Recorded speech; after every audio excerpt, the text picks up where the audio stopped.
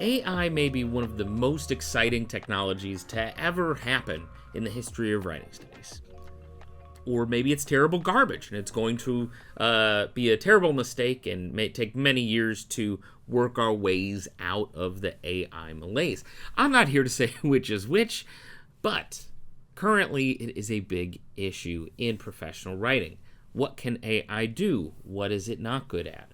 What does it mean to teach good writing in a period where AI tools exist? All of these questions are really lingering in the back of minds of universities, departments, and individual educators. This week, I had the pleasure of talking with Stephen Carradini, the editor of a special issue of the Journal of Business and Technical Communication that talks about all things AI.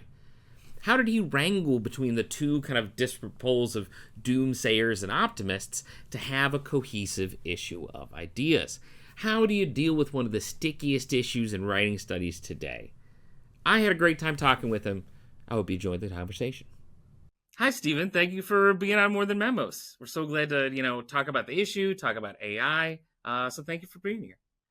Yeah, I'm happy to be here. Thank you for taking an interest in this special edition and asking me to come talk about it. I'm pretty excited to do that. Yeah. So I think my first question is I know you've published a bit on AI at this point and on ChatGPT, but what is your AI journey? What is your AI, or have you been playing with this for a while? How did you kind of end up working on this special issue and kind of having this interest in AI? Yeah, so my career has been in emerging technologies. I started working with social media in 2003 as part of a different job. And so I've been, throughout my academic career, very interested in how emerging technologies are implemented in real workplaces, whether that's an actual organization or a entrepreneurial venture or independent artists and entrepreneurs, which is where I got my academic start. And so I've been interested along the way in things that have come up. And so social media was one. I did a big suite of studies on Kickstarter, and then AI showed up in my screen about late 2019, mid 2019. And it was really preliminary. It was starting to be tools that were related to automatic recording and transcription, which is, I was doing podcast co-hosting at that point. So I was starting to know about these tools. And so it popped up on my screen then, and I didn't do much with it until there was a call in the Association for Business Communication about a full day workshop or a half day workshop on research in artificial intelligence and business communication. And I thought, I think that might be valuable. That seems good. After the first article came out, we saw some really good traction on it, and then a lot of different opportunities popped up as a result of that. So it really stemmed from an initial research interest in workplaces and how technology is implemented in those places, and then it just sort of bloomed in a variety of ways. And then Joe and Lori at JBTC reached out to me and said, "Hey, would you like to do an edition?" And I said, "Yeah, that sounds great." And then we ran from there. Very cool. Would you say that when you were seeing those initial pieces and writing the very first article, do you think you were more surprised by the pop of over optimism towards ChatGPT and AI, of people saying this is going to change everything in this great way, or were you more surprised by the doomsaying of all of academia at that point? Or was it all just surprising? Well, so, it came out the last week of November in 2022. And first off, I was mad that it came out during finals week. I was like, could you pick any other time than finals week? Thanks. Mm-hmm. Thanks. So that was surprising, the timing of it. And the last week of November is a terrible time to release anything. I don't know why they were like, we can't hold on any longer. We've got to do it now. Come on, guys, put it out in January. But we've got a quota. We have to hit our article quota for the year. Yeah. So I don't know what they were thinking on that. But that was the first surprising thing, was that they seemed to be sort of oblivious towards the larger context that these things were going to be put into. I was not surprised because I was one of these people, to see the wave of, oh my gosh, how do we survive this in writing? Because that is and was the first response of any writing teacher. Is like, what do we do now? Like, it writes for you, which is not exactly true, but true enough. That first week and two, we were like, what's even happening? Yeah. So I was not surprised by the fear. I was part of that for sure. Again, because it was not a smooth transition, right? Like, we saw stacks on stacks for 4, 5, 6, 7, 10, if you want to go all the way back to the 70s, 50 years. And then suddenly it was just like, whoop. And then you're like, oh, wow, wasn't prepared for that. Mm-hmm. So I was not surprised by the amount of fear and pessimism. However, I was surprised by the amount of fear and pessimism from the AI industry itself, like the doomers. Like, Yeah. I knew about that sort of area, but I did not expect that they were going to become like part of the national discourse on this issue, which is good. As a person who studies ethics, I think that having some doom injected into your techno optimism is probably good for a conversation. Maybe not that much doom, but like some is good. Like, fine. I was not surprised by the techno optimism of the tech world. I have the Singularity is near over here on my shelf. Like, I knew about that. So the Singularity folks are part of the discourse always. But I was a little surprised at the amount of enthusiasm from within TechCom and BusinessCom for the technologies. Which is in some ways good. Like, instead of treating the new technology as the evil interloper, there has been a positive, in my estimation, attempt to engage with it in a real way. Which means that there are some things it can do, there are some things it can't do, and we're as a field so far engaging with that in a productive way, I think. So I was more surprised that the even-handedness appeared as quickly as it did after the initial burst of fear, which, again, I want to reiterate, I was part of. So I was very pleased to see the even-handedness appear as quick, which is not to say that there aren't still the polls out there of like great doomsaying and great techno-optimism, but I feel like the most surprising thing to me out of all of this was the rapid move from great fear to even-handed analysis of what we can and can't do with this thing and how we can get on with our lives as it. Yeah, definitely. And I'm interested. I've been to a couple like TechCom conferences and been up on like the TechCom scholarship on this a good bit, but I haven't necessarily dipped as much into the like Ret Comp side of it. And so I've been I'm in like some Facebook groups of what do we do with it. So those have been interesting, but I'm funding hopeful. I'll be going to C's and we'll see what, I don't know if that has a different, be an interesting time. You know what I mean? Like, what will AI and chat, like what will the news on the ground be like? How are people talking about it? Well, I mean, I went to the Association for Business Communication conference in October, and every session had a panel about it. It seemed like it was very much on the top of mind. It was very much, how can we deal with this emerging technology in ways that are productive and not scary? The sort of tensions of preparing students for workplace tools and uses while also trying to make sure that there's actual skill acquisition and that there's learning happening, because tools come, tools go. And if you can't handle the churn of tools with the base skills that you have, then you're going to be in a significant trouble spot. And that's just one of the issues that comes along with these sorts of tools, is that they do change so fast that it seems like, oh, this will be around forever. But if you're watching the copyright lawsuits that are coming down the pike, I'm not sure in this current form that they will be here forever. There seem to be some significant issues that, once again, OpenAI did not think about in advance or care about. So, so I think that that's one of the things that was most, I think, striking at the conference that I went to in the fall. thinking more about the mindset of moving from being like a scholar and a teacher to being like an editor now, where you're Yeah. like curating Mm-hmm. what do people need to know about this. Yeah. One of the Yeah. things that strikes me is just hard to do, mostly because people, like we were saying, ask me for articles and stuff, is trying to figure out like what is the important stuff we need to be thinking about right now in the field. So as you were looking at articles, as you were kind of thinking about what to put in the collection, were there any like key questions that you think are critical to TPC right now that you were kind of like thinking about in the editorial process?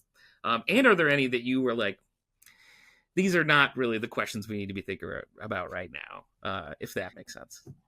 Yeah, I mean, I went into it with a pretty open remit. The CFP was wide. We Yeah. cited widely. We cited across fields. We said, what is happening in TPC with AI? Let's talk about that. So I had a pretty wide remit in my mind. I do think that I was most interested in pieces that had a balance of ideas that were thinking about the ways that pieces of technology, whether they're ChatGPT or other more specialized tools, can help, but also maybe can't help. Uh, Specifically from the CFP, I was very interested in people making prognostications, like how will this Mm. change the field? Um, I love prognostications. They're almost always wrong, but they give a sense of what people actually think and feel at a particular moment. And that was important to me because I have an expectation that this will be just a moment. There will be a shift of some kind. Though maybe it's copyright. Maybe OpenAI finally is like, oh, wait, it's expensive and we ran out of money and they just rise, right? Who knows? But I Or ran expect out this. of natural resources, said like, Right, oh, we have no natural more resource. Yeah, water. like So anyway, we made but our own hydroelectric dam and it still wasn't enough. What do we yeah. do? Right? Like so yeah, there's all sorts of things that make me think that this will be a short, relatively short moment. And so I wanted to get people's real expectations.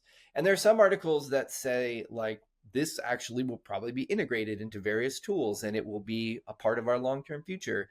One of the articles, which I appreciate greatly, said this probably won't change this area of that much, but I just wanted y'all to think about it. I'm like, good, great, Mhm. love that. That's good. Also, I agree with you. Probably not.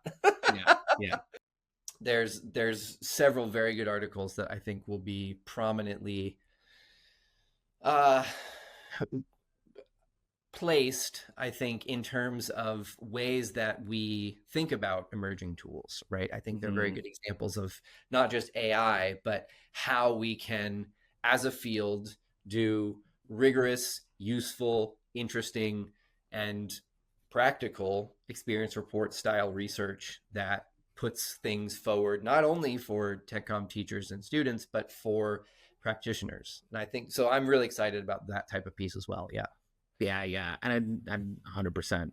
Um, Circling back, almost like a piece that you touched on a little bit already, but I think my other big concern with how to talk about this in my own what stuff I bring to people is what we discussed with there's some super optimistic people, there's some super pessimistic people, and I often when I'm teaching this or talking to my colleagues find myself either like borrowing from one pot or borrowing from the other or trying to like do two articles at once to say Yeah. read both of them because neither They're going to be don't different. fall to one side or the other.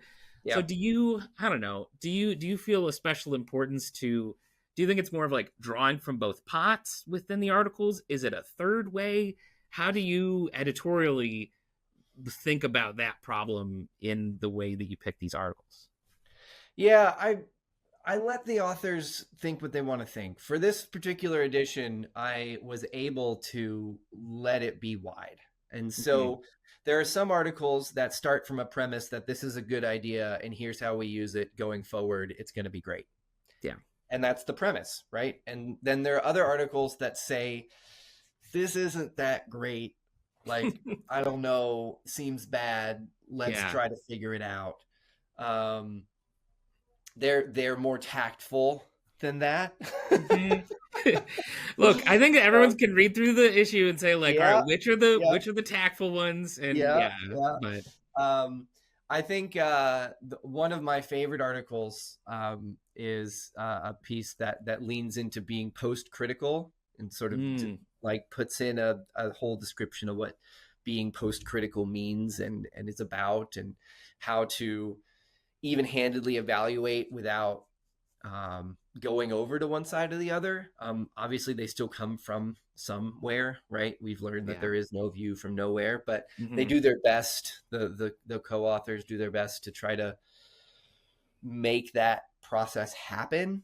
hmm So but yeah, so I was more interested in getting breadth of opinions and topics than I really was in funneling through a particular vision. My personal opinion is the even-handed one. It can do some things, it can't do other things. yeah, Let's not get overexcited about what it can do, and let's not gnash our teeth too much about what it can't do. hmm So, or vice versa. So, but yeah, I really wanted to see people engaging with it in a fair sort of way. yeah, And when there wasn't fair engagement, then the reviewers sort of called that out, and that helped. Some hmm of those are reviewers are wonderful, and thank you to the many reviewers who are part of this edition who worked on very short timelines in very critical points of the semester. Thank you, thank you, thank you, thank you, thank you, thank you, thank you. But yeah, the reviewers really helped in pointing out some of that, like, hey, this feels a little unfair. This doesn't seem really like they're going at it in good faith, and so the reviewers sort of caught the vision too from the CFP, and so I think more, if there are some things that ChatGPT is bad at, and that's good. We need to know that, but also we need to be honest. There are some things that it's good at, and we should adjust for that. hmm Right. So I look at it from a practical perspective, in the sense that if we don't prepare our students for this, they won't be prepared for it. yeah, That's just the way it is. hmm However, like I said, we also need to prepare them with the baseline rhetorical alphanumeric skills. Otherwise, when the tools change, or if your company outlaws GPTs or whatever, then you still need to have those to fall back on. So it's a both and, unfortunately, in yeah, terms of it's not replacing things, it's just creating more work for us. yeah, yeah, We have to produce more education. If students are trying to go out there and use these tools, they won't have the basis alphanumeric rhetoric background if we don't give that to them. And so these feel like tools that you need to already have the skills to be able to use well. And so instead hmm of being a replacement tool, it feels sort of like a reward. Like, you know it enough that you get to not do that anymore. Yes. Like, yeah, yeah, but that's not the way that they are socially constructed at the moment. yeah, But and B, I don't think that even I'm really I don't think I've landed on that position solidly enough to have hmm integrated it into my courses fully enough, right? So like yeah. we're all still working through how we view this thing. And So to finish off, are there any big hopes that you have of like takeaways that people who are looking through this collection and saying like, here's where you want this collection to like either change or reinforce how the field is kind of seeing AI and ChatGPT? yeah, well, I hope that we view the field a little differently. And I say that because I've spent a lot of my career on issues at the edges of technical communication and TPC in general. And the edges are where stuff changes. And so I think that every time some new technology appears or some new implementation of existing technology appears, the field has to shift and change to accommodate that, as long as it becomes part of the field, right? And Mhm. things like Google Glass didn't, and so we don't teach Google Glass anymore because it didn't become part of the field. So Yeah. um, so I think that there are ways in which I want people to look at it and feel like this is somewhat less scary than it was if they were scared of it, or this is somewhat tempering my expectations if I was stoked about it. Mm-hmm.